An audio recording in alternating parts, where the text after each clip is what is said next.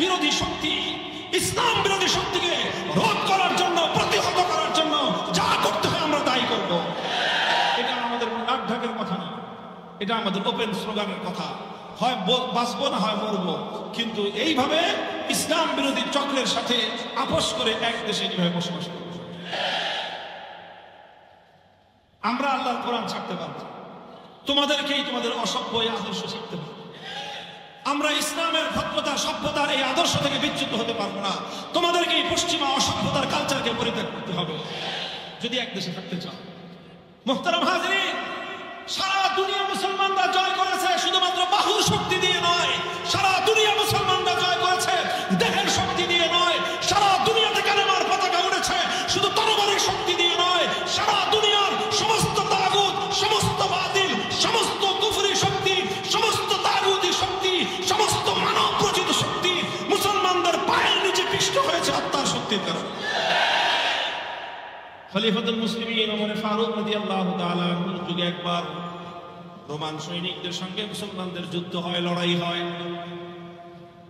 Roman সেনাপতি Rustam, Roman সেনাপতি তার সৈনিক দলকে বলে দিল, হে আমার সৈনিকেরা, তোমরা বলো তো দেখি, এই যে আমরা এত বিশাল বাহিনী নিয়ে মুসলমানদের সঙ্গে লড়াই করি, যুদ্ধ করি, আমাদের সৈনিক দলের সংখ্যা থাকে অনেক বেশি, আর আমাদের সৈনিকরা অনেক বেশি ট্রেন আপ হয়, অনেক বেশি ট্রেনিং করা থাকে, আমাদের সৈনিকরা অনেক বেশি দক্ষ এবং যোগ্য সৈনিক, আমাদের সৈনিকদের হাতে যে অস্ত্রগুলো থাকে সেই অস্ত্রগুলো অনেক উন্নত মানের, আমাদের অস্ত্রের তুলনায় মুসলমানদের অস্ত্র অনেক দুর্বল, মুসলমানদের সৈনিকদের সংখ্যাও অনেক কম, মুসলমানদের সৈনিকদের আমাদের মতো উন্নত মানের ট্রেনিং নাই, সব দিক থেকে আমরা শক্তিমান, সংখ্যায় বেশি আমরা, অস্ত্রের শক্তি আমাদের বেশি, টাকার শক্তি আমাদের বেশি, আমাদের সব দিক থেকে আমাদের শক্তি বেশি। কিন্তু যখনই আমরা ওই মুসলমানদের সঙ্গে যুদ্ধের ময়দানে একত্রিত হয়ে যাই, তখন দেখা যায় স্বল্প সংখ্যক মুসলমানদের দুর্বল অস্ত্রের সামনে আমাদের এই বিপুল পরিমাণ সংখ্যক সৈনিক দল আর এই উন্নত মানের অস্ত্র শস্ত্রে সজ্জিত হয়ে আধুনিক এই সৈনিক দল ময়দানে বেশিক্ষণ টিকতে পারে না, ময়দান থেকে পালিয়ে যেতে বাধ্য হয়। তোমরা আমাকে জবাব দাও, মুসলমানদের সঙ্গে আমাদের শক্তির তারতম্যটা কোথায়? মুসলমানরা কোন শক্তিতে বলিয়ান হয়ে আমাদের সঙ্গে লড়াই করে, কোন শক্তিতে বলিয়ান হয়ে আমাদের সঙ্গে যুদ্ধ করে? মুহতারাম হাজিরিন, সেনাপতি যখন এই কথা বলতেছে, সৈনিক দলের মধ্যে পিনপতন নীরবতা, কেউ কোনো জবাব দেয় না। একজন বৃদ্ধ সৈনিক দাঁড়িয়ে বলে, যদি গুস্তাখি মাফ করেন তাহলে আমাদের এবং মুসলমানদের মধ্যে শক্তির তারতম্যটা আমি আপনাকে বলতে চাই। বললো, বলো তুমি, এটাই তো আমি শুনতে চাই।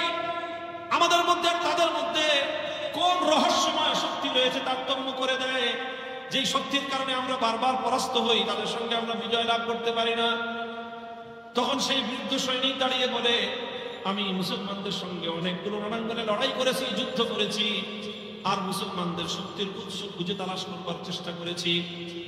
আমি দেখেছি আমাদের সঙ্গে মুসলমান সৈনিকদের তারতম্য কোথায়, পার্থক্য কোথায়। আমি দেখেছি প্রতিদিন যখন আমরা মুসলমানরা যুদ্ধে জড়াই, সন্ধ্যাবেলায় যখন যুদ্ধের সময় শেষ হয়ে যায় আর যুদ্ধের দামামা বন্ধ হয়ে যায়, যুদ্ধটা স্থগিত হয়ে যায়, আমাদের সৈনিকরা আমাদের ব্যারাকে ফিরে আসে, মুসলমানদের সৈনিকেরা মুসলমানদের তাঁবুতে ফিরে যায়। আমাদের সৈনিকরা যখন আমাদের ব্যারাকে ফিরে আসে, তখন আমাদের ব্যারাকের একটা চিত্র দাঁড়ায়, আর মুসলমানদের সৈনিকরা যখন মুসলমানদের তাঁবুতে ফিরে যায়, ওই তাঁবুগুলোরও আরেকটা চিত্র দাঁড়ায়। কি চিত্র? বলে যে আমাদের সৈনিকেরা আমাদের সেনা ক্যাম্পগুলোর প্রত্যেকটা ব্যারাকে ব্যারাকে রাত যখন একটু বাড়তে থাকে, তখন আস্তে আস্তে নর্তকীদের নাচ শুরু হয়, গান বাদ্য শুরু হয়ে যায়। নাচের তালে তালে, গানের তালে তালে আমাদের সৈনিকরা মদ্যপান করে মাতাল হয়, নাচ গান করে, মাতলামি করে। এটা করতে করতে রাত গভীর হয়ে যায়। এরপরে যখন রাতটা গভীর হয়, আমাদের সৈনিকরা সব ঘুমের মধ্যে অচেতন হয়ে পড়ে। রাত ঘুমের মধ্যে অচেতন অবস্থায় রাতটা অতিক্রান্ত হয়ে যায়। রাত অতিক্রান্ত হয়ে যখন পূর্ব দিগন্তে সূর্যের আলো উদিত হয়, সূর্যের উত্তাপ এসে যখন আমাদের সৈনিকদের গায়ে লাগে, তখন তাদের ঘুম ভাঙে। আর ঘুমটা ভাঙার পর যখন তারা আবার পরের দিনের জন্য যুদ্ধের দামামা বেজে যায়, তারা যখন যুদ্ধের রণাঙ্গনে যায়, আমাদের প্রতিটা সৈনিকের অবস্থা এই থাকে, প্রত্যেকের অন্তরের মধ্যে মৃত্যুর একটা ভয় থাকে, মরণের ভয়, মৃত্যুর ভয় নিয়ে তারা যুদ্ধের রণাঙ্গনে যায়। তাদের স্বপ্ন একটাই থাকে, যে কোনো ভাবে নিরাপদে নিজের জীবনটা নিয়ে যেন আমি ঘরে ফিরতে পারি। এই হলো আমাদের সৈনিকদের অবস্থা। মুসলমানদের সৈনিকদের অবস্থা হলো এই, রাতের প্রথম প্রহরে তারা ঘুমিয়ে পড়ে।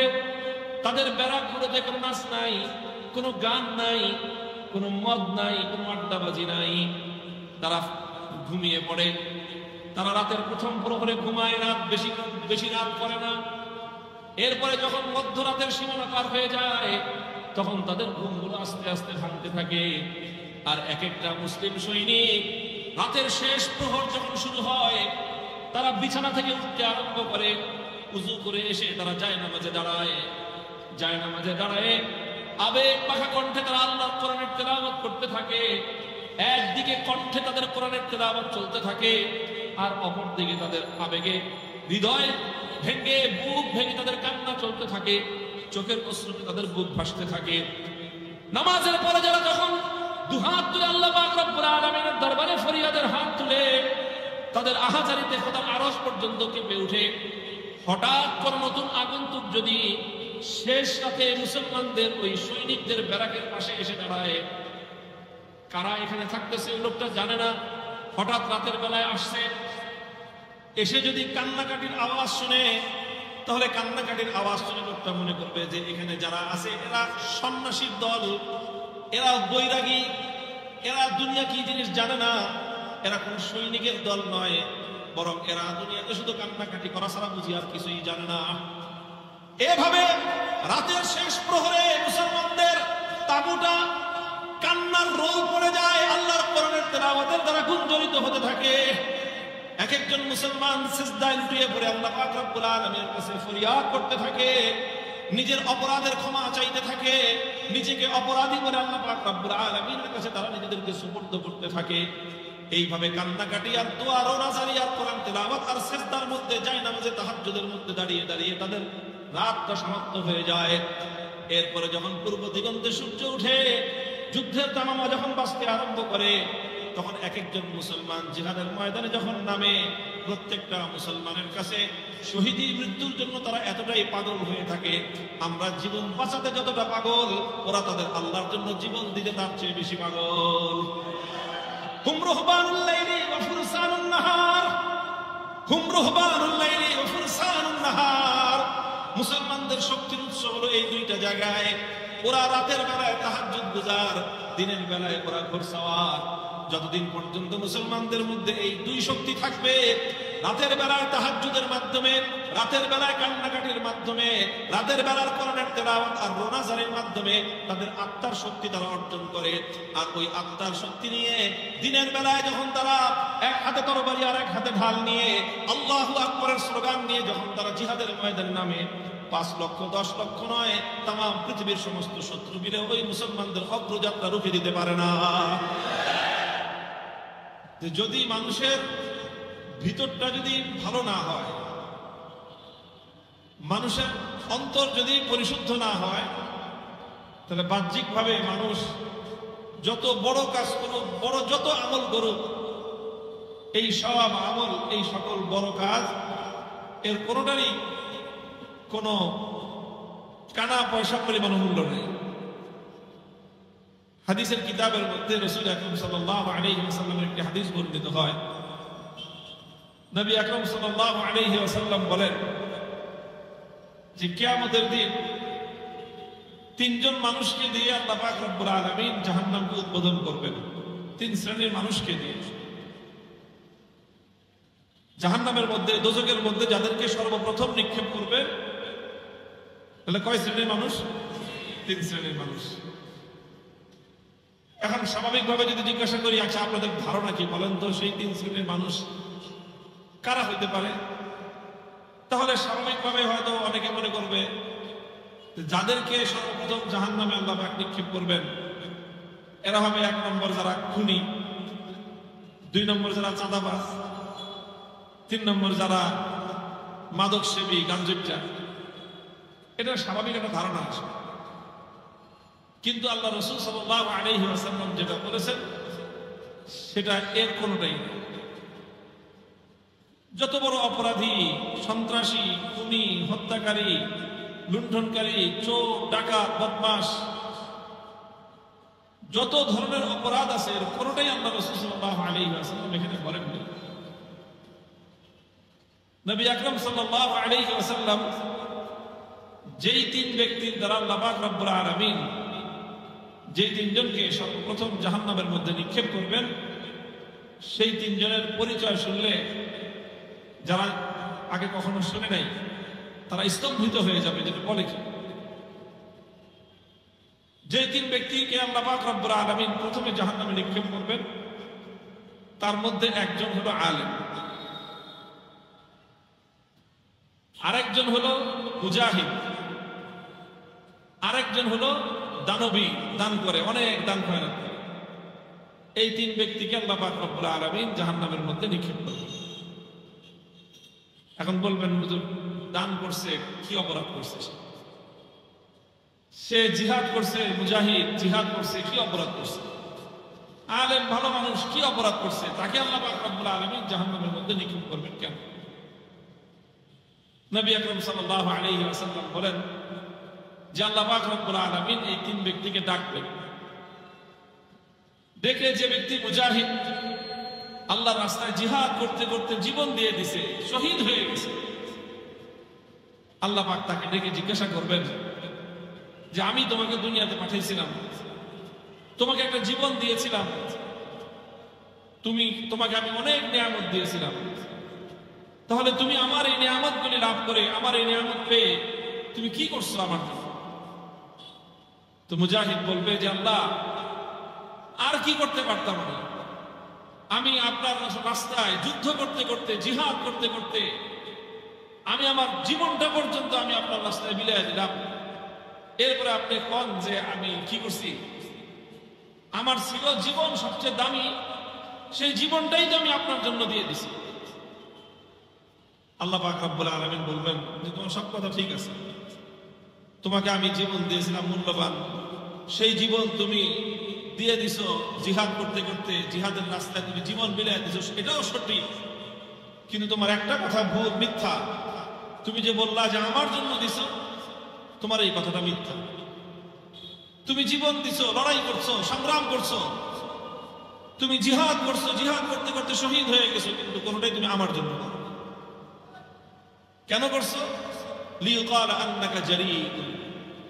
তুমি এই জন্য করেছো জিহাদ, তুমি এই জন্য করেছো লড়াই, শত্রুর বিপক্ষে, কাফেরের বিরুদ্ধে, বেঈমানের বিরুদ্ধে, অপরাধীর বিরুদ্ধে, দুষ্কৃতিকারীর বিরুদ্ধে তুমি লড়াই এই জন্য করছো যে তুমি যেমন লড়াই করতে করতে যখন জীবন দিয়ে দিবা, দুনিয়ার মানুষ তোমাকে বলবে যে বাহাদুর, দুনিয়ার মানুষ তোমাকে বলবে বীর পুরুষ, দুনিয়ার মানুষ তোমাকে শহীদ বলে স্লোগান দিবে, জিন্দাবাদ বলবে, দুনিয়ার মানুষের কাছে তুমি অনেক বড় মর্যাদা পাইবা।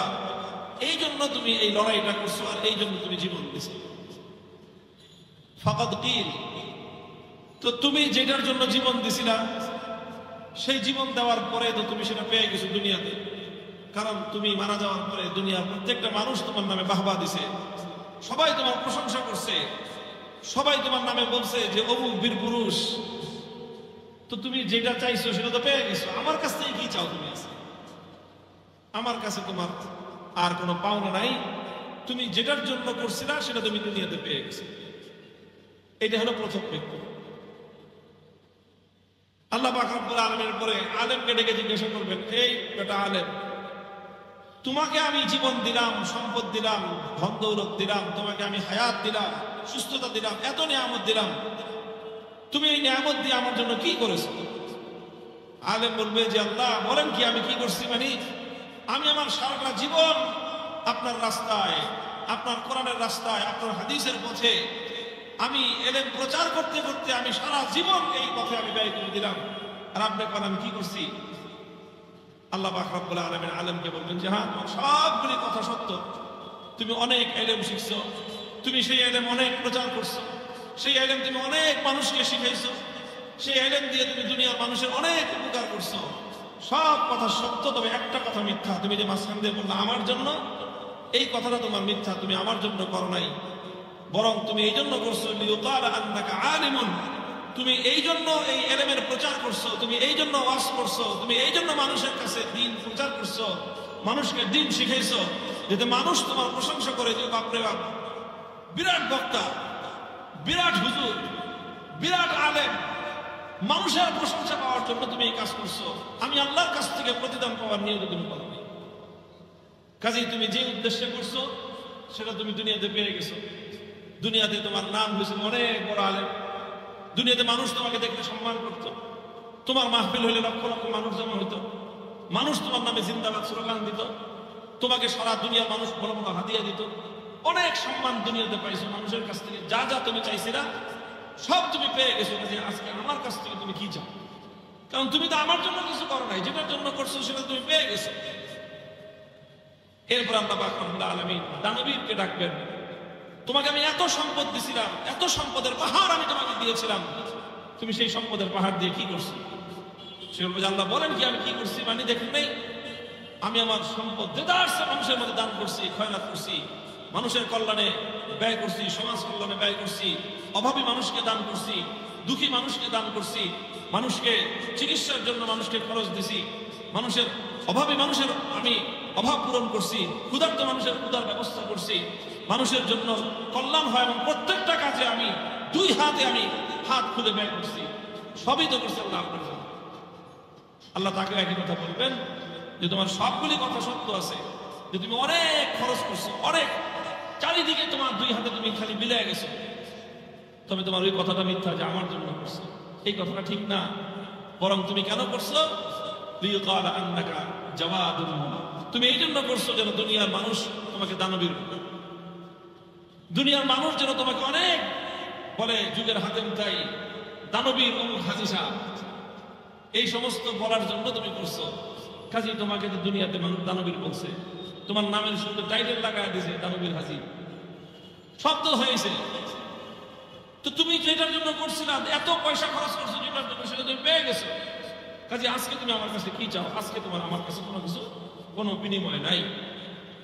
এরপর আল্লাহ পাক রব্বুল আলামিন ফেরেশতাকে ডেকে বলবেন যে এই হুজুরকে আর এই শহীদকে আর এই দানবীর, এই তিনটার ঠ্যাং উপরের দিকে ঝুলাইয়া, মাথা নিচের দিকে দিয়া ঝুলাইয়া জাহান্নামের মধ্যে নিয়ে দিকে লিখে।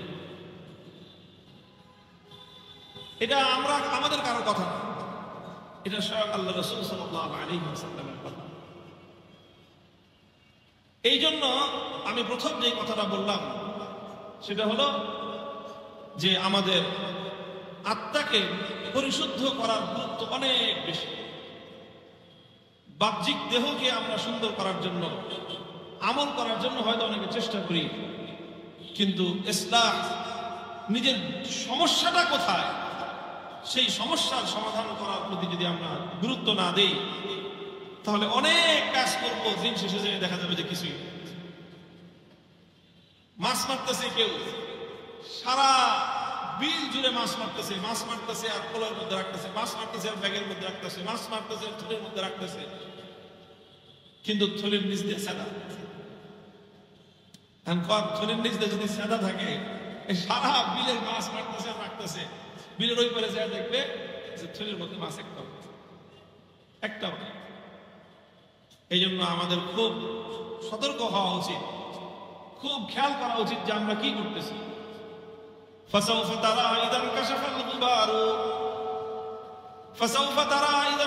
الغبار أفرس تحت رجلك أم حمار। রাতের অন্ধকারে ঘোড়ার পিঠে সওয়ার হয়ে টক টক টক টক টক করতে করতে যেতেছে, আর মনে করতেছে আমি ঘোড়ার উপরে সওয়ার হয়ে যেতেছি, ঘোড়সওয়ার।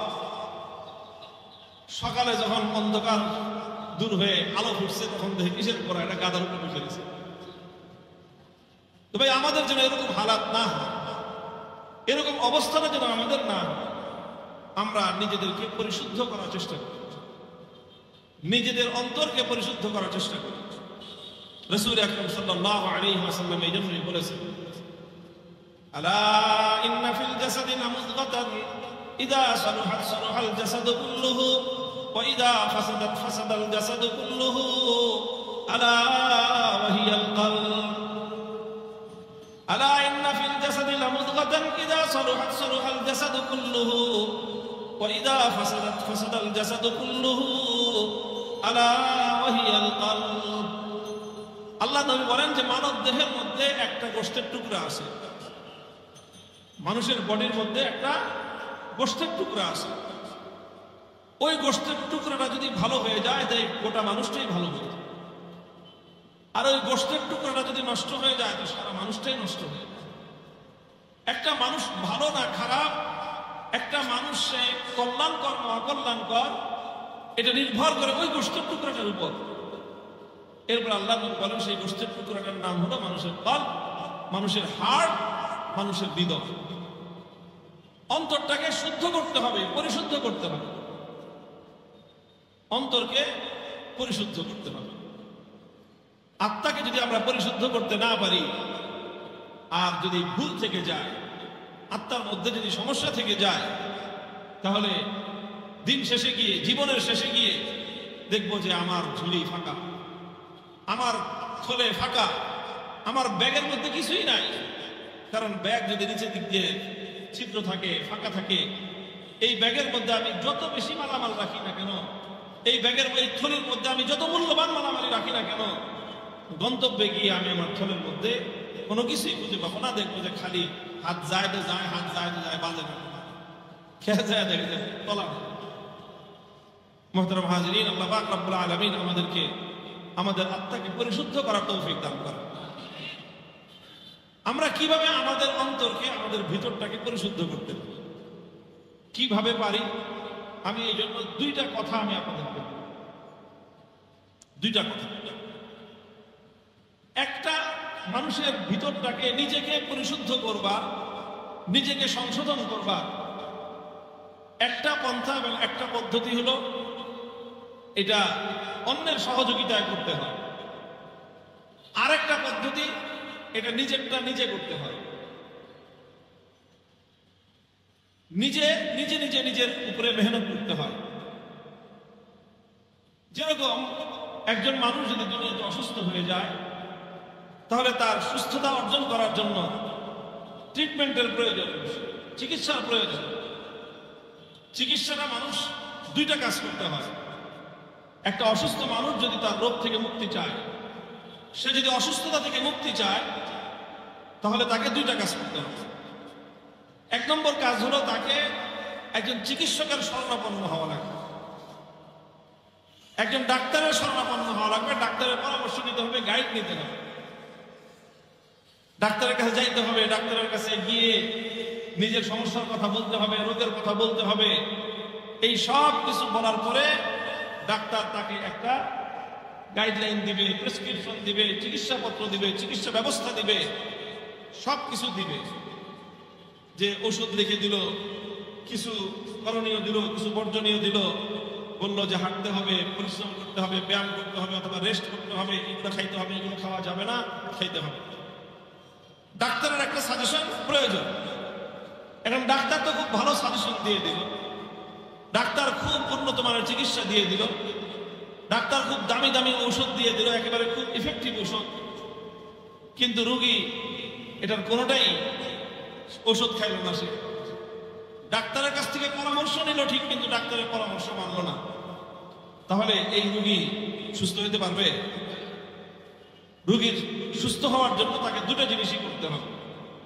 একদিকে তাকে যেরকম ডাক্তারের শরণাপন্ন হতে হবে, ডাক্তারের কাছ থেকে পরামর্শ নিতে হবে, আরেকদিকে ডাক্তারের পরামর্শের আলোকে নিজের পরিশ্রমটা নিজে করতে হবে, নিজের কাজটুকু নিজে করতে হবে।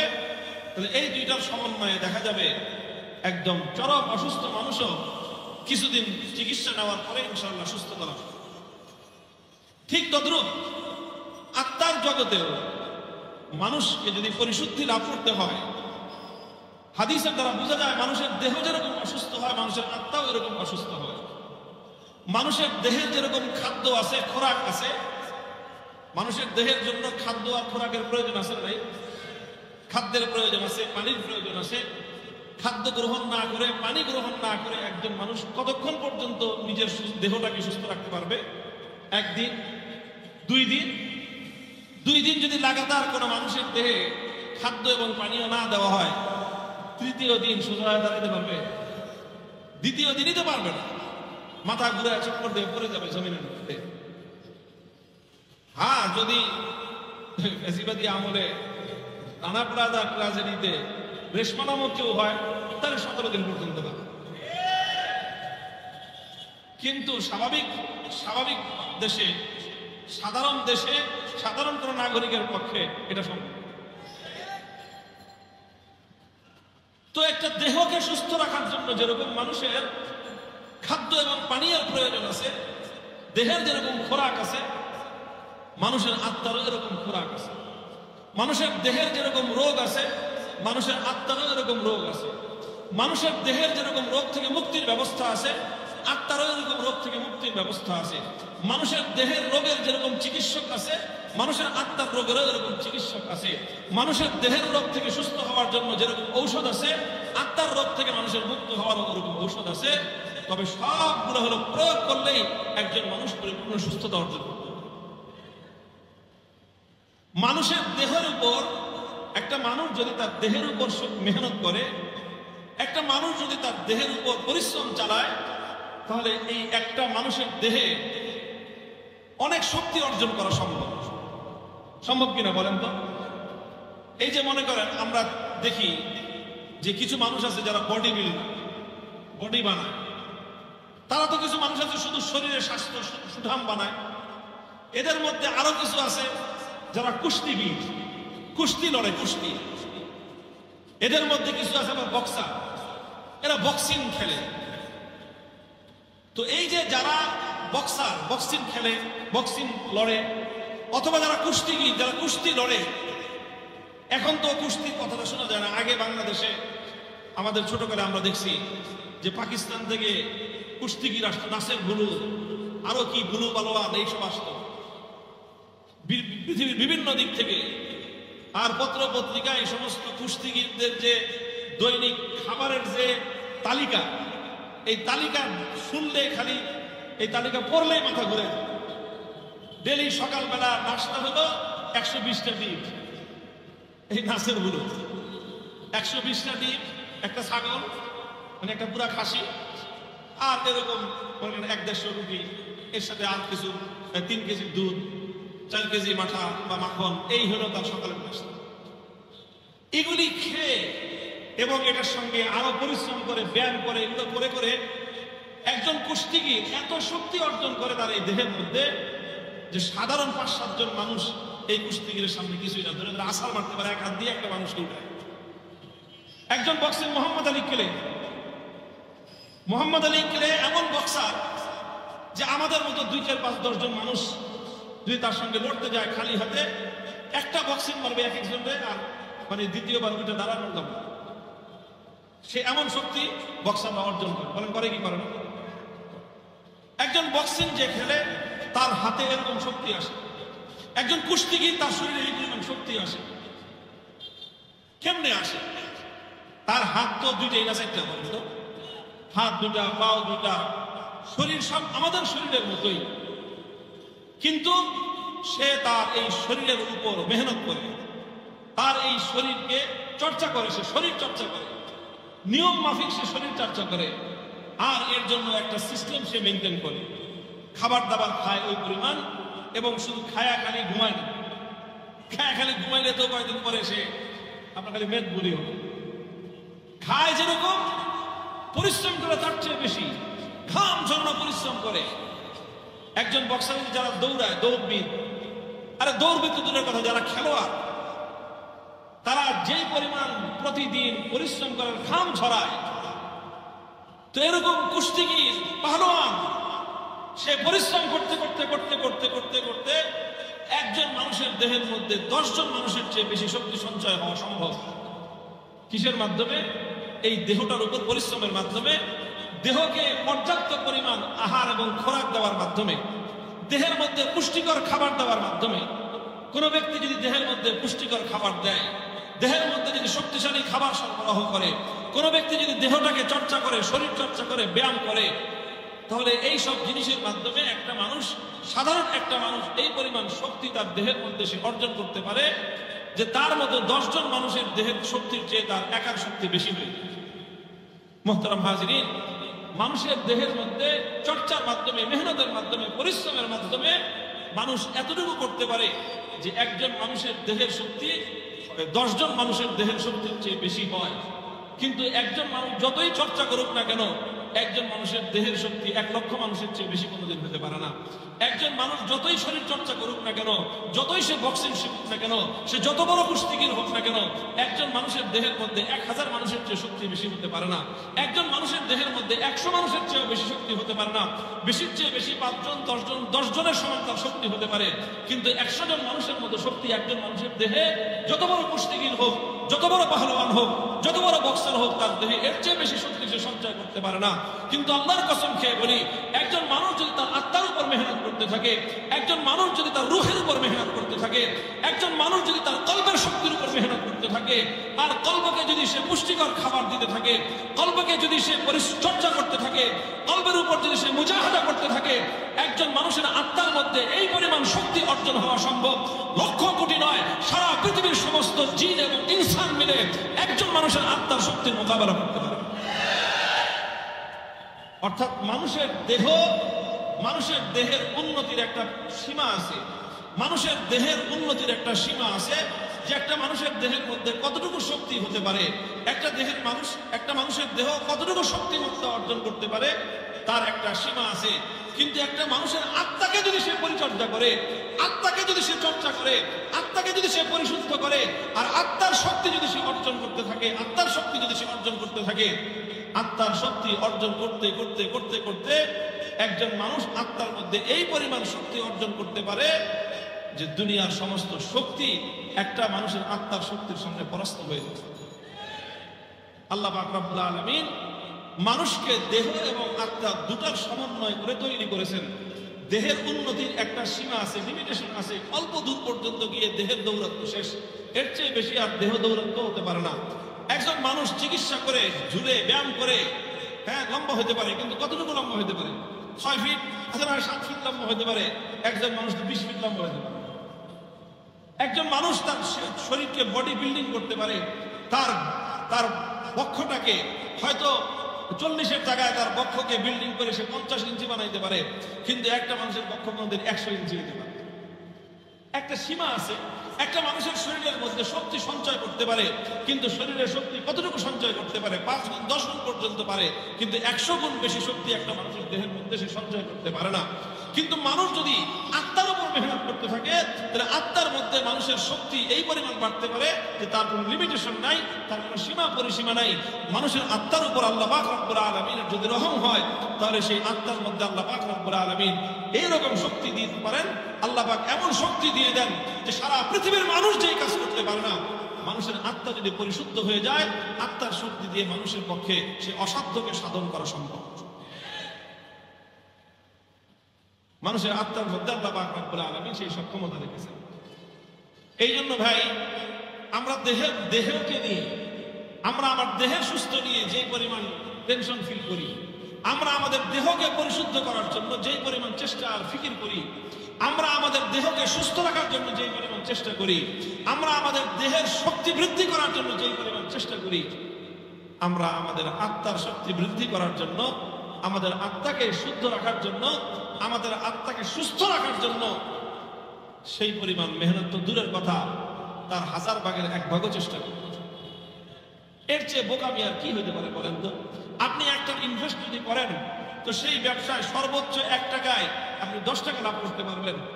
আবার আপনার কাছে এমন ব্যবসাও আছে, ওই ব্যবসায় যদি আপনি মেহনত করেন, ওই ব্যবসায় যদি আপনি ইনভেস্ট করেন, তাহলে নিশ্চিতভাবে সেই ব্যবসায় ইনভেস্ট করলে 1 টাকায় লক্ষ টাকা হতে পারে। তা আপনি সেখানে 1 টাকা ওই লক্ষ টাকার ব্যবসায় বিনিয়োগ না করে 10 টাকার ব্যবসায় বিনিয়োগ করলে দুনিয়ার প্রত্যেকটা মানুষ বলবে আপনাকে বোকা, যে এত বড় ব্যবসা বাদ দিয়ে, এত বড় অপরচুনিটি বাদ দিয়ে, এত বড় সুযোগ বাদ দিয়ে কোন বোকা মানুষ এই ব্যবসা করে না, বলবে না মানুষ? বলেন তো ভাই, মানুষের আমাদের দুটাই আমার, দুটাই আপনার, দেহটাও আমার, আত্মাটাও আমার। কিন্তু আমরা দেহের পিছনে যে পরিমাণ সময় ব্যয় করি, দেহের শান্তির জন্য আমরা যে পরিমাণ কষ্ট স্বীকার করি, দেহের শান্তির জন্য, দেহের উন্নতির জন্য, দেহের সুস্থতার জন্য, দেহের শক্তিমত্তার জন্য যেই পরিমাণ পরিশ্রম, যেই পরিমাণ সাধনা আমরা ব্যয় করি, আমাদের আত্মার সুস্থতা, আত্মার শক্তিমত্তার জন্য যদি আমরা সেই পরিমাণ মেহনত আর সেই পরিমাণ শ্রম ব্যয় করতাম, তো আল্লাহর কসম খেয়ে বলি, দেহের উন্নতির মাধ্যমে আমি যা কিছু অর্জন করতে পারি, আত্মার উন্নতির মাধ্যমে এর চেয়ে লক্ষ কোটি গুণ বেশি অর্জন করা সম্ভব ছিল। মুহতারাম হাজিরিন, এই জন্য ইকে মি বিনি খিলাফে আদমন, ইকে মি বিনি খিলাফে আদমন, নেসতন আদম খিলাফে আদমন, ইকে মি বিনি খিলাফে আদমন, নেসতন আদম খিলাফে আদমন। দেখো, শুধু এই যে তুমি যেটা দেখতেছো, দেহ এবং আত্মা, এই দুইটাকে যদি তুলনা করা হয়, তাহলে দেহটা হলো আসলে খোলস, দেহটা হলো খোলস, ভিতরের আত্মাটাই হলো আসল মালপানি হলো আত্মা। তো এই জন্য আমি কথা শুরু করেছিলাম যে আজকে আমাদের ইসলাহি মজলিস, ইসলাহি মজলিসের অর্থই হলো নিজের আত্মাকে পরিশুদ্ধ করার চেষ্টা, আত্মার সুস্থ করার চেষ্টা, আত্মার শক্তিমত্তা বৃদ্ধি করবার চেষ্টা, আত্মার উপর মেহনত করার একটা চেষ্টা। এই চেষ্টাটা যদি আমরা করি, তাহলে এটা অনেক বেশি প্রফিটেবল, এটা অনেক বেশি লাভজনক।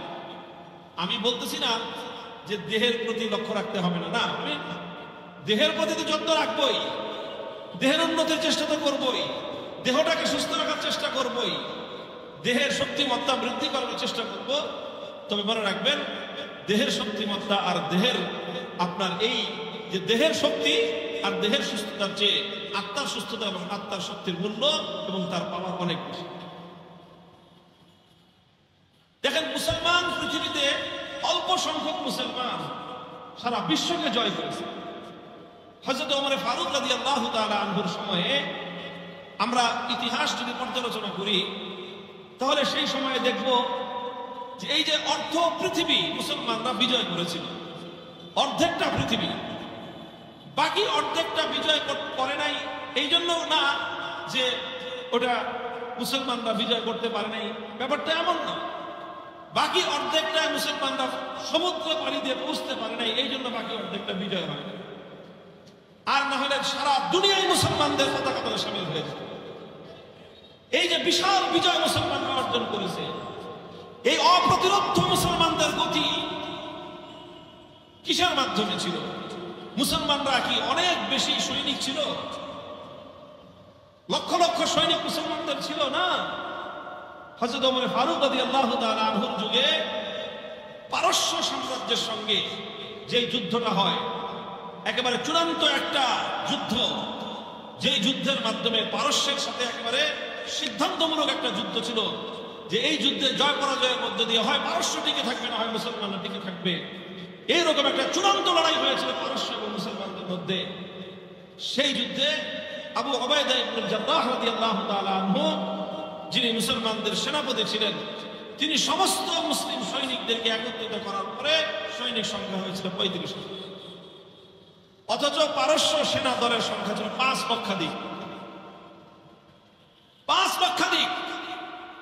যুদ্ধের পরে 16 লক্ষ কাফের ময়দানে মারা পড়ছে, বাকি হাজার হাজার কাফের মুসলমানদের হাতে বন্দী হয়েছে। লক্ষ লক্ষ কাফের মুসলমানদের দেখে ময়দান থেকে পালাই গেছে। আল্লাহ পাক রব্বুল আলামিন মুসলমানদেরকে এমন বিজয় দান করেছে। কি ছিল মুসলমানদের হাতে? মুসলমানদের হাতে কি অনেক শক্তিশালী অস্ত্র ছিল? মুসলমানদের হাতে কি অনেক টাকা পয়সা ছিল? মুসলমানরা কি এরকম দৈত্য দানব ছিল? না, মুসলমানরা কোনো দৈত্য দানব ছিল না। মুসলমানরা এরকম এক একজন মানে খেয়ে খেয়ে পাহলওয়ান হয়ে গেছে, ব্যাপারটা এমনও ছিল না। মুসলমানরা দৈহিক শক্তির দিক থেকে অন্যদের তুলনায় অস্বাভাবিক কোন সাধারণ দৈহিক শক্তির মালিক ছিলেন না।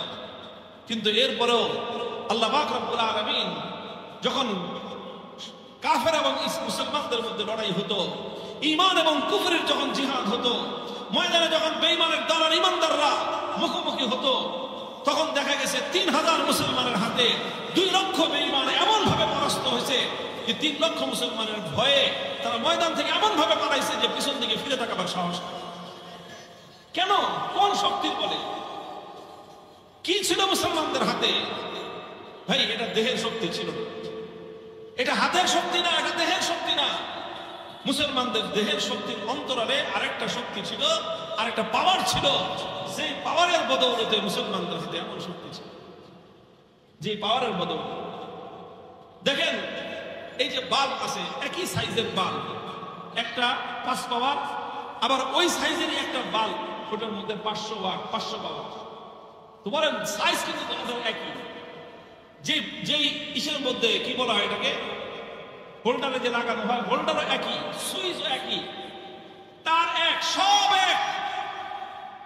5 পাওয়ারের 5 ওয়াটের একটা বাল্ব আপনি লাগান, ওই সুইচ টিপলে ওই তার দিয়ে ওই হোল্ডার দিয়ে কারেন্ট আসার পরে 5 পাওয়ারের 5 ওয়াটের একটা সুইচ আপনার বাল্ব লাগাইলে কতটুকু আলো হবে, আর ওই সুইচ দিয়ে ওই তার দিয়ে ওই হোল্ডারে 500 পাওয়ারের যদি আপনি একটা বাল্ব লাগান, তো আলোর মধ্যে তারতম্য কতটুকু হবে বলবেন?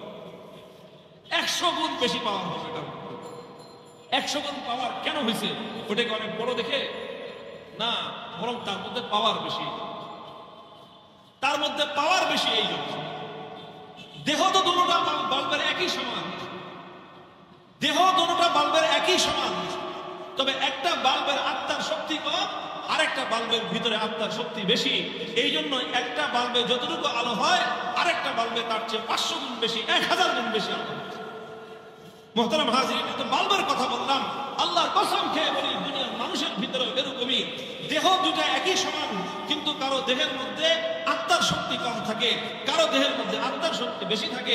মানুষ যদি আত্মার পাওয়ার অর্জন করতে পারে, আত্মার পাওয়ার অর্জন করতে পারে, 500 গুণ 1000 গুণ শুধু নয়, লক্ষ কোটি গুণ বেশি একজন মানুষের দেহের মানুষের মধ্যে পাওয়ার তৈরি হতে পারে।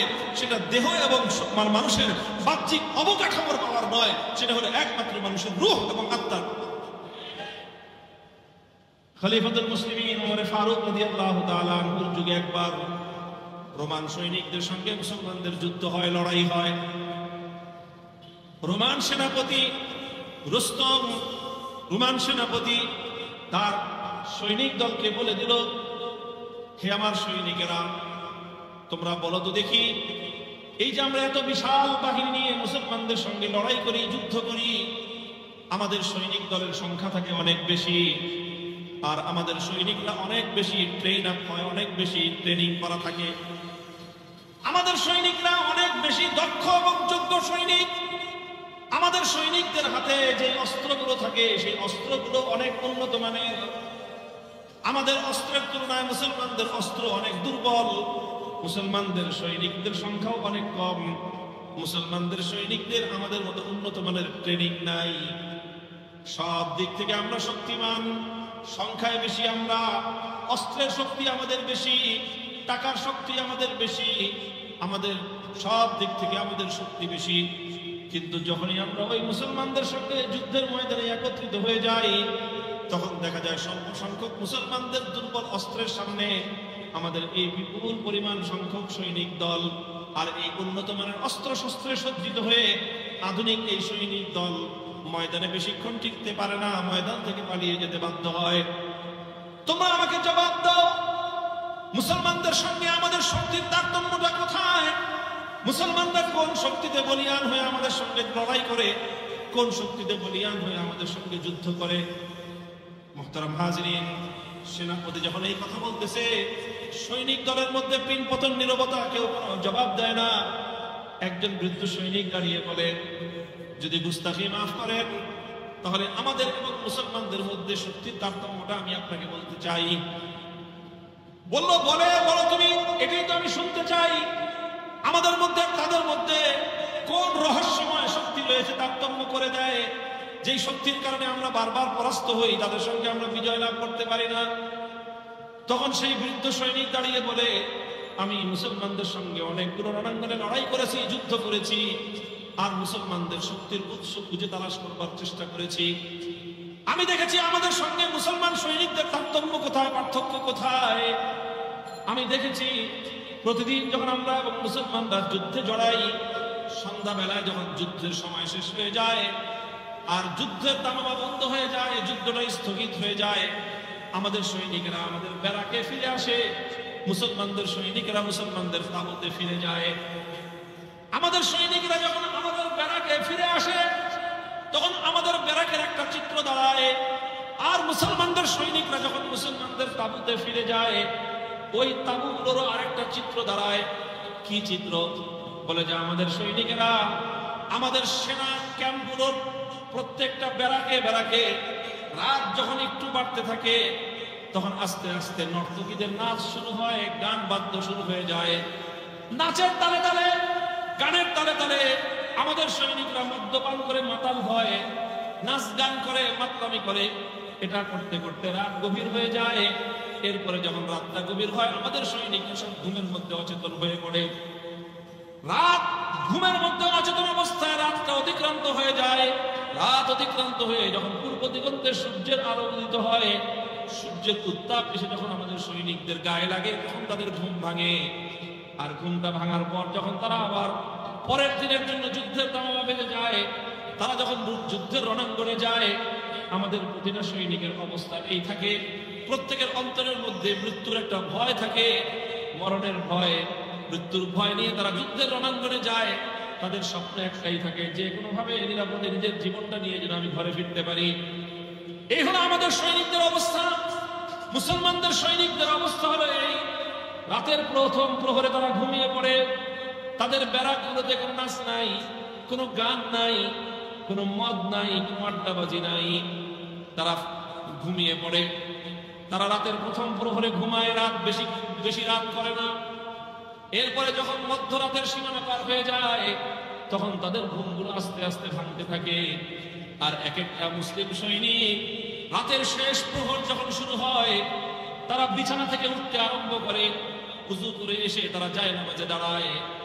জায়নামাজে দাঁড়ায় আবেগ পাকা কণ্ঠে তারা আল্লাহর কোরআনের তেলাওয়াত করতে থাকে।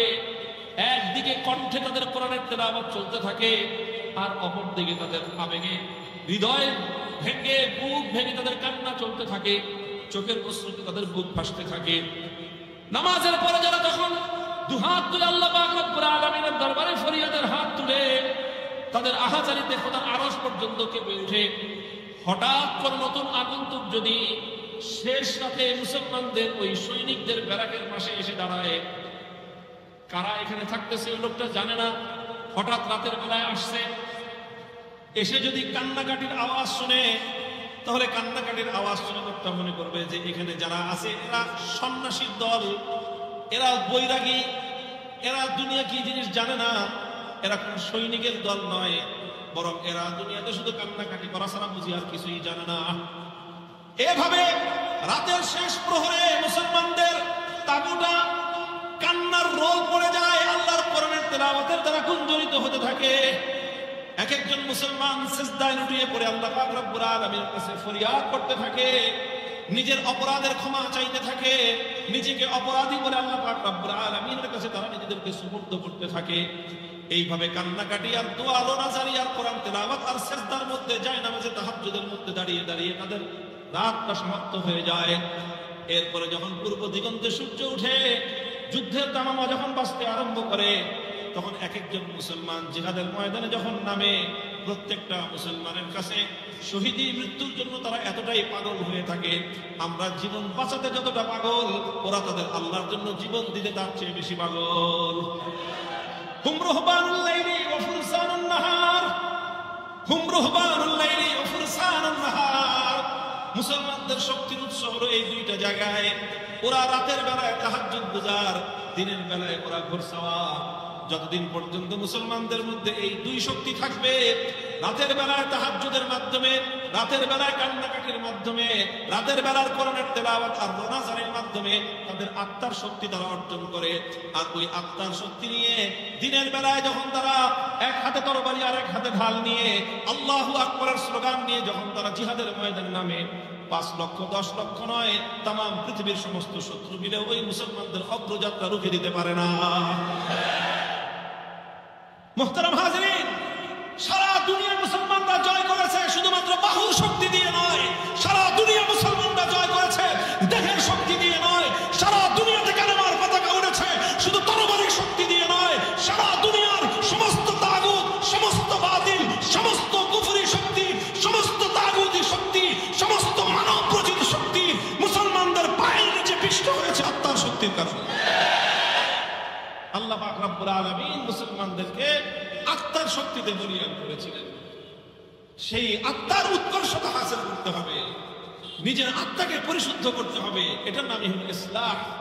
আত্মার পরিশুদ্ধি হয়, আমি বলেছিলাম যে আমার আলোচনার মূল কথা এটাই, আত্মার পরিশুদ্ধি অর্জন করতে হবে। প্রশ্ন আসতে পারে আপনাদের অন্তরের মধ্যে এখন যে আমরা আত্মাটাকে পরিশুদ্ধ করব কেমনে, সুস্থ করব কেমনে, এবং এর মধ্যে শক্তিমত্তা অর্জন করব কিভাবে, আত্মার মধ্যে পাওয়ার বাড়াবো কেমনে? ভাই আত্মার মধ্যে পাওয়ার বাড়ানোর দরকার আছে না? দরকার আছে, দরকার আছে। আরে ভাই আপনি আপনি দৌড়ায় কত দূর যাবেন বলেন তো? আচ্ছা বলেন তো, কেউ যদি একটা গাড়ির সাথে দৌড়ায় পাল্লা লাগায়, এই পাল্লা লাগায় লাভ আছে না?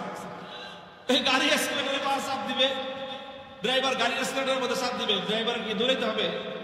হ্যাঁ, ড্রাইভারের শক্তি অনেক ব্যয় করতে হবে, ড্রাইভারকে অনেক পরিশ্রম করতে হবে। ও কিছু করতে হবে না, খালি এক্সিলেটরে চাপ দিবে, ব্রেক সাইডে দিয়ে এক্সিলেটরে চাপ দিবে, গাড়ির স্পিড উঠবে 100, আরেকটু চাপ দিলে উঠবে 120, আরেকটু চাপ দিলে উঠবে 150, এরপরে চাপ দিলে উঠবে 180 কিলোমিটার বেগে। ওই গাড়ি আরামসে দৌড়াতে থাকবে। আর আপনি জান প্রাণ দিয়ে যদি দৌড়াতে থাকেন, ঘন্টায় কত কিলোমিটার বেগে দৌড়াবেন? 10 কিলোমিটার না 20 কিলোমিটার দৌড়ালেন। 10 থেকে 15 কিলোমিটার একটা মানুষের পক্ষে ঘন্টায় দৌড়ানো কঠিন। 1 কিলোমিটার হাঁটতেই তো লাগে 10 থেকে 12 মিনিট। 1 ঘন্টা যদি আপনি হাঁটেন, হাইটা পারবেন তো 6 কিলোমিটার যেতে পারবেন। আচ্ছা খুব যদি জোরে দৌড়ান, কত 12 থেকে 13 কিলোমিটার দৌড়াতে পারবেন। আপনি গাড়ির সঙ্গে পাল্লা দেন, দৌড়ে পারা সম্ভব? আচ্ছা আমি প্লেনের সঙ্গে পাল্লা দিয়েছি,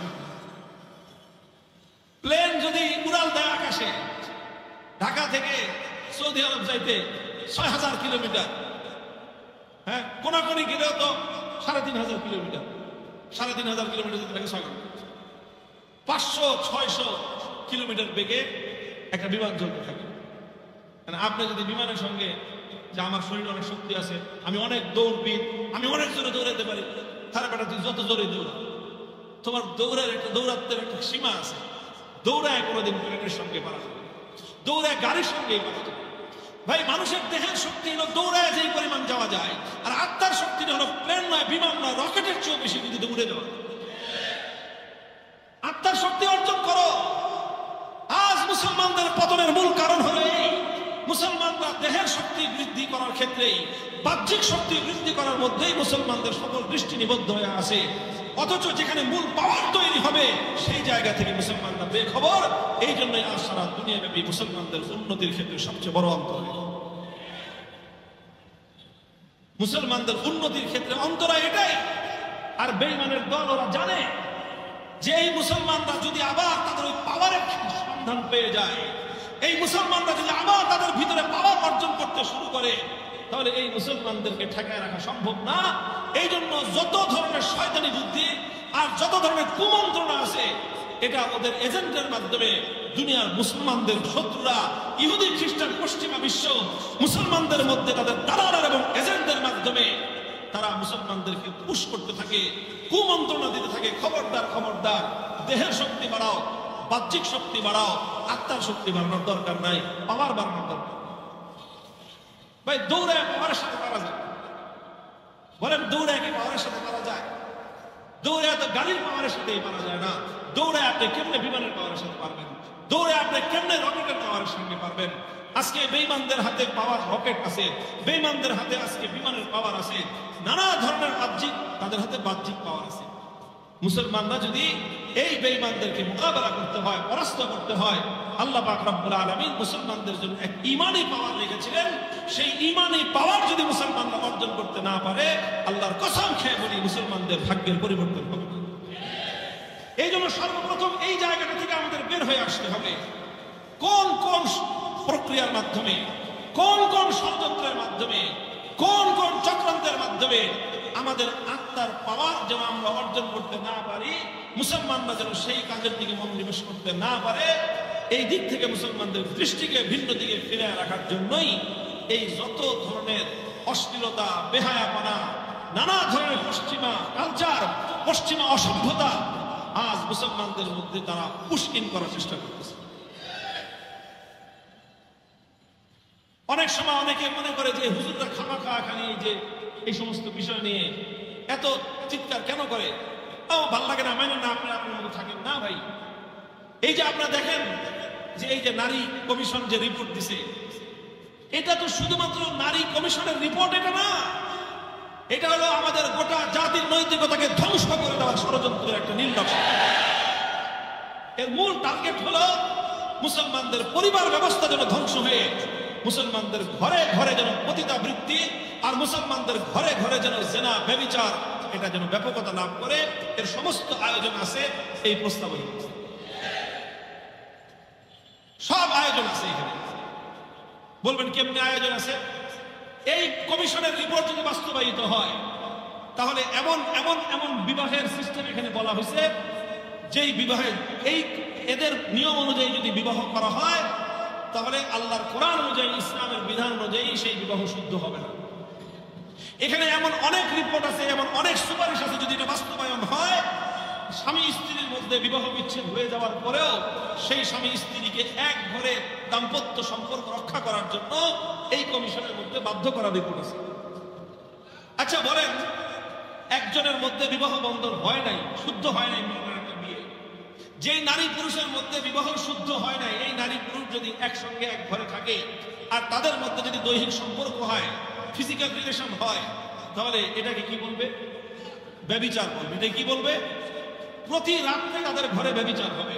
ব্যভিচারের দ্বারা যদি কোনো সন্তান জন্ম হয় তাহলে সেই সন্তানকে সভ্য এবং ভদ্র মানুষের ভাষায় কি বলে? সভ্য ভাষায় বলল, বেশ্যা বললে তো রাগ হয়। তো বললাম কি বলে? এদেরকে জারজ সন্তান বলে। আর আরেকটু যদি আমি কথ্য ভাষায় বলে হারামজাদা বলে। তো ঘরে ঘরে পয়দা হবে কি? ঘরে ঘরে পয়দা হবে হারামজাদা, প্রতি রাতে হবে ব্যভিচার। এরপরে মনে করেন একটা বিবাহ বিচ্ছেদ হয়ে গেছে, আল্লাহর কোরআনের নিয়ম অনুযায়ী বিবাহ বিচ্ছেদ হয়ে গেছে, এখন আর তাদের মধ্যে স্বামী স্ত্রী সম্পর্ক নাই, কিন্তু এই আইন বলবে যে না, স্বামী স্ত্রী আছে, এরা এখন এক ঘরেই থাকবে। ইসলাম বলতেছে স্বামী স্ত্রী নাই, কোরআন বলতেছে স্বামী স্ত্রী নাই, আল্লাহ বলতেছেন স্বামী স্ত্রী নাই, কিন্তু এই কমিশন বলতেছে এরা স্বামী স্ত্রী আছে, এদের সুপারিশ বলতেছে এরা স্বামী স্ত্রী আছে। এখন এই স্বামী স্ত্রী রূপী এই নারী আর পুরুষের প্রতি রাতের সম্পর্কটা কি হচ্ছে? আর এই ব্যভিচারের দ্বারা এদের বছরের পরে যে সন্তানটা জন্ম হচ্ছে, সন্তানটা কি হচ্ছে? অর্থাৎ পুরা পরিবেশটাকে, গোটা সমাজকে জারজ সন্তান দিয়ে ভরে দেওয়ার একটা কৌশল। ঘরে ঘরে ব্যভিচার যেন হতে পারে তার একটা আয়োজন। আমরা এতটা ক্ষিপ্ত হই? ওনারাই বলতেছেন যে যারা পতিতাবৃত্তি করে এটাকে পতিতাবৃত্তি না বলে, এটাকে খারাপ না বলে, এটাকে শ্রমিকের মর্যাদা দিতে হবে। আচ্ছা বলেন, আপনারা এখানে অনেক বাস শ্রমিক আছেন, পরিবহন শ্রমিক আছেন, ট্রাক শ্রমিক আছেন, নানা ধরনের শ্রমিক আছেন। আচ্ছা যদি কাউকে ট্রাক শ্রমিক বলা হয়, সে মাইন্ড করবে? আরে ভাই, ট্রাক শ্রমিক, আমরা তো সাইনবোর্ড লাগাই ট্রাক শ্রমিক ইউনিয়ন। কথা বলে ঠিক না বেঠিক? আমরা সাইনবোর্ড লাগাই, অফিস নিয়ে আমি পরিবহন শ্রমিক। কোনদিন কোন শ্রমিককে শ্রমিক বললে সে মাইন্ড করে? সে আরো গর্ববোধ করে, হ্যাঁ আমি শ্রমিক, আমি শ্রম করে খাই, আমি মেহনত করে খাই, এটা আমার গৌরব, এটা আমার অহংকার, এটা আমার মর্যাদা। তো তোমরা বলতেছো পেশাবৃত্তি নাকি একটা শ্রম, তো তোমাকে যদি আমি এখন যৌন শ্রমিক বলি, এতে তোমাদের এত গায়ে লাগবে? তো তোমার গায়ে লাগে, বোঝা গেল যে তুমি যেটা মুখে বলতেছো সেটা তোমার নিজেই সেটা তুমি মানতেছো। যদি তুমি এটাকে যৌন শ্রমিক মর্যাদা দিবা তাহলে বেশ্যাটা তখন গালি থাকে না, বেশ্যা একটা সম্মানজনক উপাধি পাওয়া। আমরা এটাকে বেশ্যাকে শ্রম হিসেবে গ্রহণ করি না, আমাদের কাছে এটা খারাপ কথা, কিন্তু যারা এটাকে শ্রমের মর্যাদা দেয় তাদের কাছে বেশ্যা এটা কোনো গালি হতে পারে না, সম্মানজনক শব্দ হতে পারে। আমি হুজুর, আমার যদি হুজুর বলেন, আমার মাইন্ড করার কিছু আছে? বলেন আপনি আমার হুজুরকে রাখেন, গালি দিয়ে রাখেন, আপনি হুজুর, আপনি কি করেন? বলেন ইমাম সাহেব, আপনি ইমাম সাহেব কমুক, আপনি ইমাম, আপনি মুয়াজ্জিন সাহেব, আপনি শ্রমিক, তাহলে আপনাকে শ্রমিক বলুন না তো কি বলবো আমি আপনাকে? বলেন তো, যারা বেশ্যাবৃত্তিকে শ্রম হিসাবে বিবেচনা করতে চান, মূল্যায়ন করতে চান, মর্যাদা দিতে চান, তারা তো ঠিক আছে, আপনারা এটাকে আমরা মানি বা না মানি, আপনারা তো দাবি করতেছেন, বিশ্বাস করতেছেন যেটা একটা মর্যাদাপূর্ণ একটা পেশা। ঠিক আছে, তো মর্যাদাপূর্ণ পেশার দ্বারা যদি কাউকে বলা হয়, আচ্ছা কাউকে যদি হুজুর বলে, যে কাউকে আচ্ছা বলেন আপনি হুজুর না, এরপর যদি আপনি কেউ হুজুর কয়, মাইন্ড করবেন? এই যে আমাদেরকে অনেক সময় অনেকে স্যার স্যার করে, বুঝেন নাই? আমরা তো স্যার না হুজুর, স্যার বলে মাইন্ড করি, একটু খুশি হয়েছে, ঠিক আছে স্যার করতেছে। আচ্ছা কোন শ্রমিক মানে একজন সাধারণ মানুষকে, ও বাসের হেল্পার মনে করেন, ওরে যদি কয় এই কন্ট্রাক্টর, মাইন্ড করবে? আচ্ছা ভাই ভাই আমি কন্ট্রাক্টর হই নাই এখনো, দোয়া করেন আমি কন্ট্রাক্টর হইতে পারি। এই তো তারে ভাই, তোমরা যখন বেশ্যাবৃত্তিকে শ্রম হিসেবে মর্যাদা দিতে চাও, শ্রম হিসেবে যখন বিশ্বাস করো, তাহলে বেশ্যা মানে হলো যৌন শ্রমিক। তো তোমাকে যৌন শ্রমিক বললে তোমার তো গর্বিত হওয়ার কথা। মাইন্ড করো কেন? আমি বুঝলাম না, মাইন্ড করবে কেন? ট্রাক শ্রমিককে ট্রাক শ্রমিক বললে মাইন্ড করে না, হুজুর রে হুজুর বললে যে হুজুর হয় নাই এখনো, বুঝেন নাই? আরে হুজুর হইতে হলে তো মরণ হইতে হয়। আরে হুজুর হইতে হলে কি দিতে হয়? মরণা পাশ করতে হয়। মরণা পাশ করতে হলে কমপক্ষে 16 বছর পড়াশোনা করতে হয়। 16 বছর পড়াশোনা করে নাই, মাত্র 3 বছর পড়ছে, এরাও তো মানুষ হুজুর করে। ও কি 16 বছর পড়ছে, মরণ হয়েছে, পরে হুজুর বললে কি মাইন্ড করে? ও তার খুশি হয়, যাক এখন আমার বাকি আছে আরো 12 বছর পড়াশোনা করার, এখনই পাপ দিকে মানে কি করে? ও তো খুশি হয়। ও তো হুজুর না, ও তো বলে নাই, ও তো বলে যে আমি এখনো মরণা হয়নি, আপনি আমার হুজুরকে গালি দিলেন কেন বলে? তো ও যেহেতু হুজুর হওয়ার পক্ষে, ওরে আগে থেকে হুজুর বললে খুশি হয়। যারা যৌন শ্রমকে, যারা পতিতা বৃত্তিকে, বেশ্যা বৃত্তিকে যৌন শ্রম বলে চিহ্নিত করে, তাদেরকে যদি যৌন শ্রমিক বলা হয়, এতে মাইন্ড করার কিছু নাই। বেশির চেয়ে বেশিটা বলতে পারো যে আমি এখনো এই মর্যাদা অর্জন করতে পারি নাই, এটুকু বলতে পারো যে আপনারা মানে আমি এখনো হেল্পার, আমি এখনো কন্ট্রাক্টর হয়ে সারি নাই, এই কথা বলতে পারো। মাইন্ড করার কি হলো? আমার বুঝে আসে নাই মাইন্ড করে কেন? এটা গালি তো তখন হবে যখন বেশ্যাবৃত্তি একটা ঘৃণিত কাজ হবে।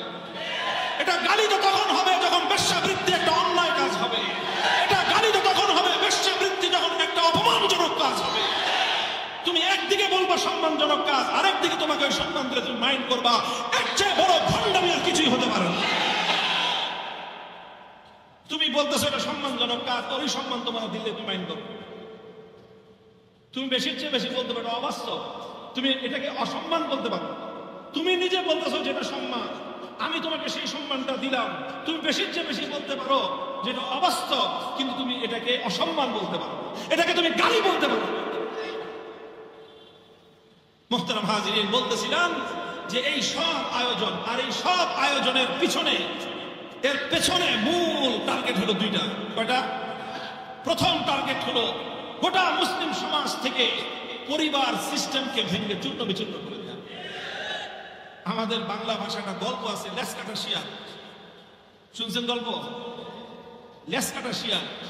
ওই লেস কাটা শিয়াল করছে কি, আপনার একজন বাড়িতে গেছে, বাড়িতে চুরি করে খাইতে গেছে, তো ওই যে মানে যে কোনো ভাবে রাতের বেলায় মুরগি ধরতে গেছে, ঘটনা চক্রে ওই দিন গৃহস্থ প্রতিদিন মুরগি চুরি হয়, শিয়াল খেয়া যায়, আজকে দাও নিয়ে খারাপ আছে, আজকে আসুক।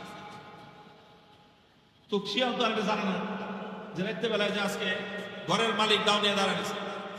ও যেই নাকি মুরগি চুরি করতে আসছে, দিছে এক কোপ। তো শিয়াল তো চালাক, ও এমন ভাবে ফসকায় গেছে যে ওর গায়ে লাগে নাই, লাগছে গিয়ে লেজে, এমন লেজ কেটে পড়ে গেছে।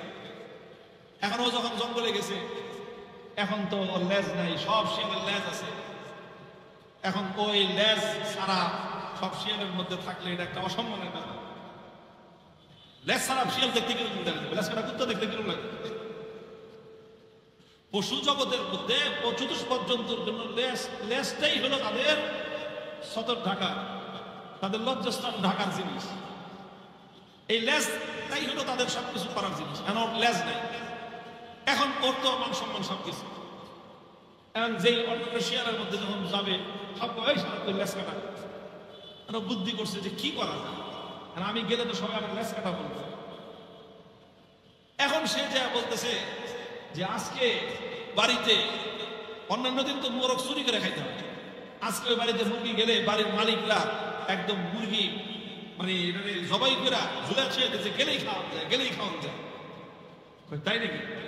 সব শিয়ালের লোভ লাগছে, গেলেই বলে খালি মুরগি বাগনা বাগনা আছে, ওর টার্গেটের যা আসে না। আমার যখন কপালে গ্লাস কাটছে, তোরা মুরগি খাইতে গেলে কবে করে লেসটা কেটে দিচ্ছে।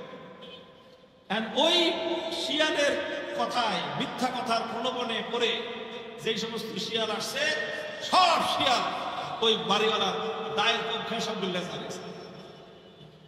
এখন পাশ্চাত্যের এই যে সমাজ ব্যবস্থা এখন আছে, টাকা পয়সা আছে, অর্থকরী আছে, জৌলুস আছে, ভোগ বিলাসিতা আছে, সব দিকে উন্নতি আছে, কিন্তু তাদের পরিবারগুলোর মধ্যে চরম অশান্তি বিরাজ করছে। পরিবার ব্যবস্থা ভেঙে গেছে ইউরোপিয়ান সমাজে, আমেরিকান সমাজে। তাদের মধ্যে খুব অল্প সংখ্যক মানুষের জীবনেই পরিবারের শান্তি নিয়ে বসবাস করার মতো পরিবেশ আছে। এখন ওরা এই পারিবারিক ব্যবস্থা শান্তি থেকে বঞ্চিত হয়ে গেছে, আর সেটাকে তাদের মধ্যে ফিরে আনতে পারতেছে না। এখন ওদের নিজেদের লেজ কাটা গেছে। এখন ওরা নানাভাবে ছলে বলে কৌশলে মুসলমানদের ওদের লেজ কাটা যায়, সেই চেষ্টা নিয়ে ওরা এখন ব্যস্ত আছে। আর এই সকল ওদের কিছু দালাল, ওদের কিছু চামচা, কিছু পেইড এজেন্ট গোষ্ঠী মুসলমানদের সমাজের মধ্যে, নামধারী মুসলমান, এদেরকে লেলায় দিছে যেন এরা নানাভাবে চক্রান্তের মাধ্যমে মুসলমান সমাজ থেকে পরিবার ব্যবস্থাকে ধ্বংস করে দিতে পারে। এই কমিশনের যে রিপোর্ট, এর মূল 318 পৃষ্ঠার রিপোর্ট আমরা করে দেখেছি। আমাদের কাছে মনে হয়েছে প্রধান টার্গেট হলো পরিবার ব্যবস্থাকে ধ্বংস করা। 2 নম্বর টার্গেট হলো LGBTQ, সমাজের মধ্যে সমকামিতাকে প্রমোট করা। এটা দেখেন দুনিয়ার সভ্য সমাজ কেমনে এটা কল্পনা করতে পারে, যাদের মধ্যে ন্যূনতম বিবেক বুদ্ধি, ন্যূনতম সাধারণ মানেরও যদি কোনো মানুষের মধ্যে বিবেক থেকে থাকে, এটা কোনো বিবেকবান মানুষ গ্রহণ করতে পারে। পুরুষে পুরুষে বিবাহ, নারীতে নারীতে বিয়ে। এটাই হলো এখন পশ্চিমা ইউরোপিয়ানদের, আমেরিকানদের, জাতিসংঘের প্রধান এজেন্ডা, সারা দুনিয়াতে সমকামিতাকে প্রমোট করা এবং সারা দুনিয়াতে সমকামিতাকে বৈধতা দিয়ে সমাজকে সমকামিতা দিয়ে ভরে দেওয়া। এই হলো আপনার এই যে নারী সংস্কার কমিশনের যে রিপোর্ট, এই রিপোর্টটা শুরু থেকে শেষ পর্যন্ত পড়লে সূক্ষ্মভাবে সমাজের মধ্যে এই LGBT এই যে প্রোগ্রাম, অর্থাৎ সমকামী একটা সমাজ গড়বার একটা আয়োজন নিয়ে সুদূর প্রসারী ষড়যন্ত্র অংশ হিসেবেই এটা তারা প্রস্তাবনা দিয়েছে। মোহতারাম হাজিরিন, আমরা যখনই এই সমস্তের বিরুদ্ধে প্রতিবাদ করি, অনেক মানুষ মনে করে যে হুজুর খায় কাম। হ্যাঁ, আমাদের খায় আর কোনো কাম নেই। আমাদের কাম একটাই, যে আল্লাহর কোরআনের বিরুদ্ধে, ইসলামের বিরুদ্ধে, মুসলমানদের সভ্যতার বিরুদ্ধে, দেশের বিরুদ্ধে, এই জাতিকে ধ্বংস করার জন্য যারাই ষড়যন্ত্র করবে, যারাই চক্রান্ত করবে, ওরা আমাদের জানের দুশমন। জানের দুশমন, পরিষ্কার কথা। এই দেশ বিরোধী শক্তি, ইসলাম বিরোধী শক্তিকে রোধ করার জন্য, প্রতিহত করার জন্য যা করতে হয় আমরা তাই করব। এটা আমাদের নাক ঢাকের কথা না, এটা আমাদের ওপেন স্লোগানের কথা।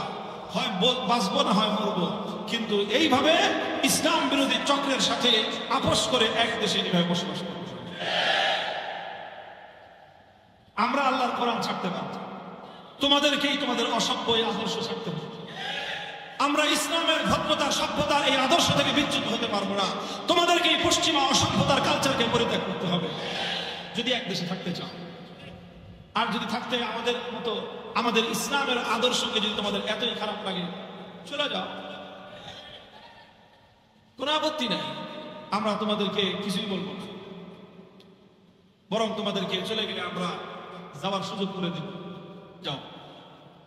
মোহতারাম হাজির, আমি যেই কথা বলতেছিলাম, আজ পশ্চিমা সভ্যতা, মুসলমানদের বিরুদ্ধবাদী ইহুদি খ্রিস্টানদের শক্তি, তারা মুসলিম জাতি যেন কোনোভাবেই আধ্যাত্মিক শক্তিতে বলিয়ান হতে না পারে, তারা যেন আত্মিক পাওয়ার দ্বারা সম্মিলিত না হতে পারে, তারা আত্মিক পাওয়ার দ্বারা যেন সমৃদ্ধ হতে না পারে, এটাই হলো তাদের চেষ্টা, এটাই হলো তাদের চেষ্টা।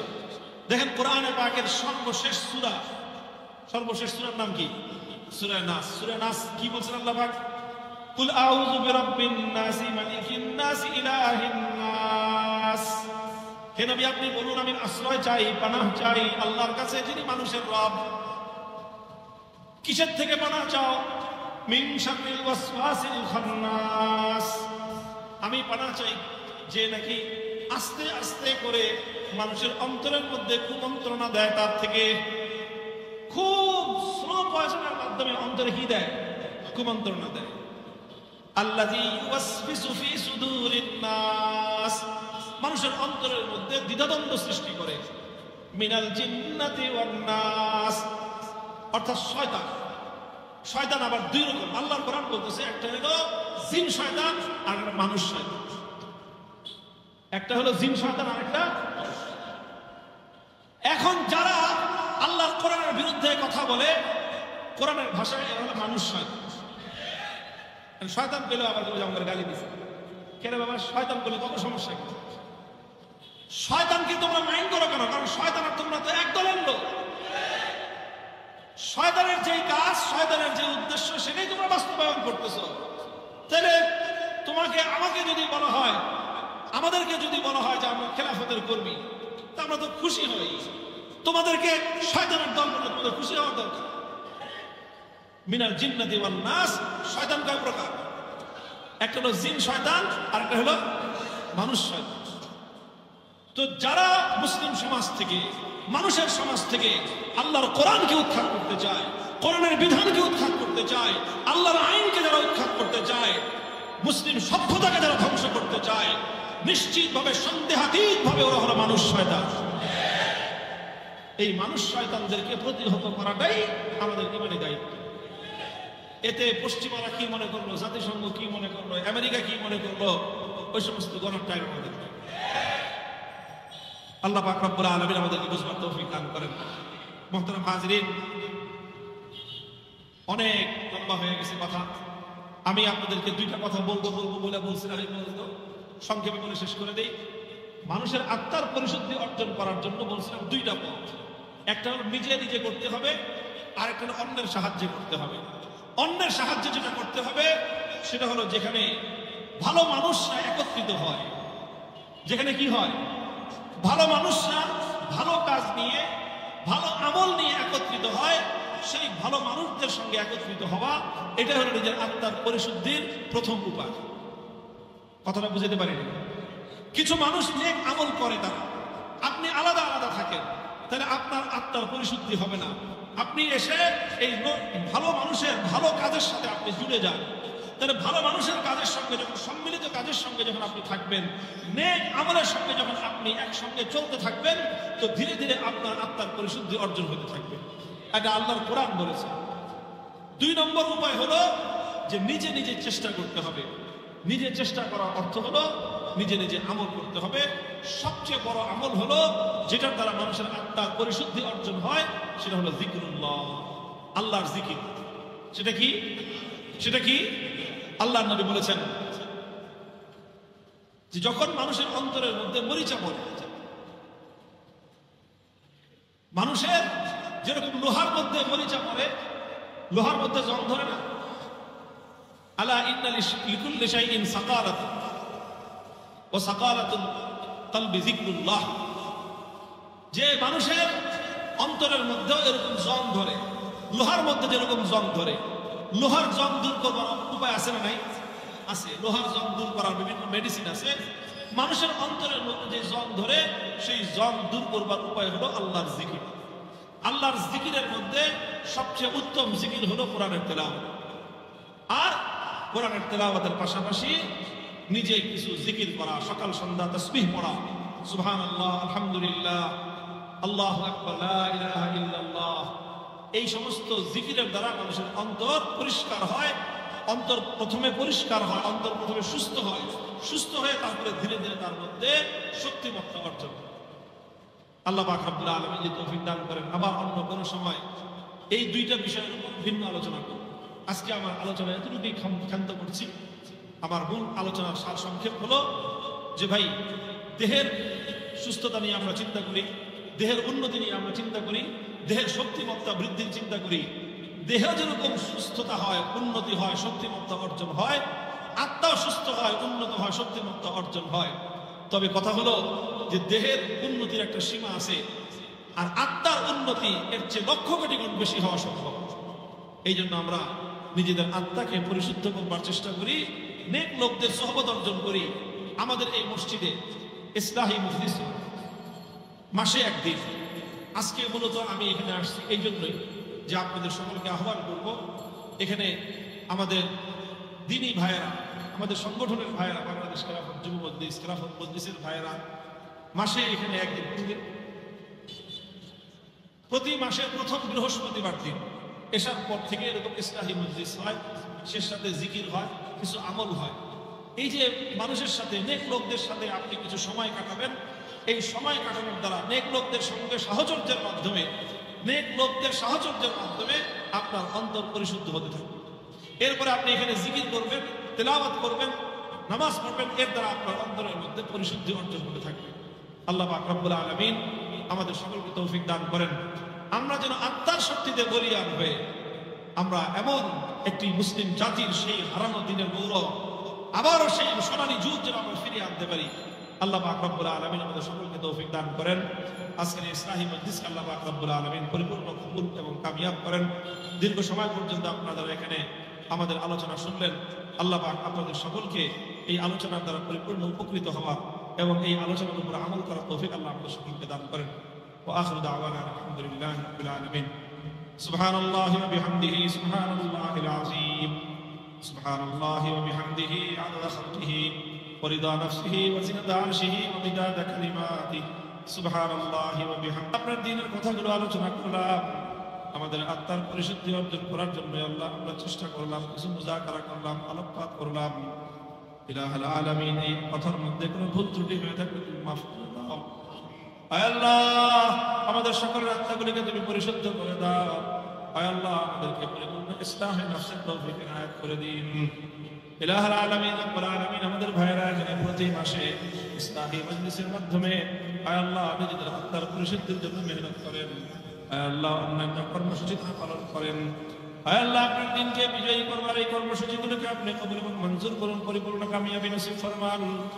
আয় আল্লাহ, সাধারণ মানুষের অন্তরের মধ্যে আয় আল্লাহ আপনার দ্বীনের প্রতি, ইসলামের প্রতি এবং দিন বিজয় মেহনতের প্রতি মহব্বত দান করে দিন। আয় আল্লাহ, আমাদের এই জন্মভূমি, এই মাতৃভূমি শত শত বছর ধরে আল্লাহ আমাদের পূর্বপুরুষরা ঘাম অশ্রু আর রক্ত দিয়ে এই জমিনকে আল্লাহ গঠন করে গেছেন। আয় আল্লাহ, তাদের এই পবিত্র আমানতকে হেফাজত করার তৌফিক আমাদেরকে দান করেন আল্লাহ। আয় আল্লাহ, পূর্বপুরুষদের হাজী শরীয়তুল্লাহদের এই আমানতের দিকে শকুনের চোখ পড়েছে। ইসলামের দুশমনরা আল্লাহ এই জমিনকে কলুষিত করতে চায়। আয় আল্লাহ, ইহুদি খ্রিস্টান সহ পশ্চিমা অসভ্য বেলেল্লারা তাদের এজেন্টের মাধ্যমে, দালাল চামচাদের মাধ্যমে আয় আল্লাহ আমাদের আবহমান কাল থেকে চলে আসা ইসলামী সভ্যতাকে ধ্বংস করতে চায়। আয় আল্লাহ, এই কুলাঙ্গার কুচক্রীদেরকে মোকাবেলা করার তৌফিক এবং হিম্মত আমাদেরকে নসিব ফরমান। আয় আল্লাহ, আপনার জমিনকে কোরআনের শাসনের জন্য কবুল করুন। আয় আল্লাহ, এদেশে আপনি কালিমার ঝান্ডা সমুন্নত করে দিন, ইসলামের বলকে বাধা করে দিন। আয় আল্লাহ, আপনার সেই প্রদত্ত খেলাফতের ব্যবস্থাকে আবার দুনিয়াতে ফিরিয়ে আনবার তৌফিক দান ফরমান। আয় আল্লাহ, সারা দুনিয়াকে আবার ইসলামী খেলাফতের শাসনাধীন করে দিন।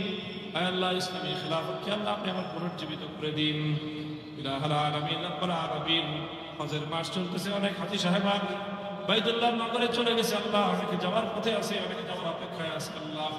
প্রত্যেককে আল্লাহ আপনি সহিহ সালামতের সাথে পবিত্র মক্কা, পবিত্র মদিনা শরীফে যাওয়ার তৌফিক দান ফরমান। হজ্জে মাবরুর নসিব করেন। ইলাহুল আলামিন, হজের মৌসুমে পবিত্র নগরী মক্কা এবং মদিনাকে সব ধরনের দুর্ঘটনা এবং বালা মুসিবত থেকে আপনি হেফাজত ফরমান। ইলাহুল আলামিন, রব্বুল আলামিন, আমাদের দোয়াকে আপনি কবুল করুন। আমাদেরকে মাফ করে দিন, আমাদের বাবা মা আপনজনদেরকে মাফ করে দিন। ইলাহুল আলামিন, অসুস্থদেরকে শিফা দান করুন, পেরেশানদেরকে পেরেশানি মুক্ত করে দিন, অভাবগ্রস্তদের অভাব দূর করে দিন, বেরোজগারদের হালাল রুজির ব্যবস্থা করে দিন।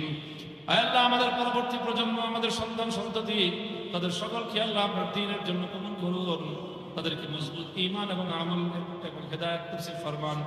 ربنا تقبل منا إنك أنت السميع العليم وتب علينا يا مولانا إنك أنت التواب الرحيم. سبحان ربك رب العزة عما يصفون وسلام على المرسلين والحمد لله رب العالمين.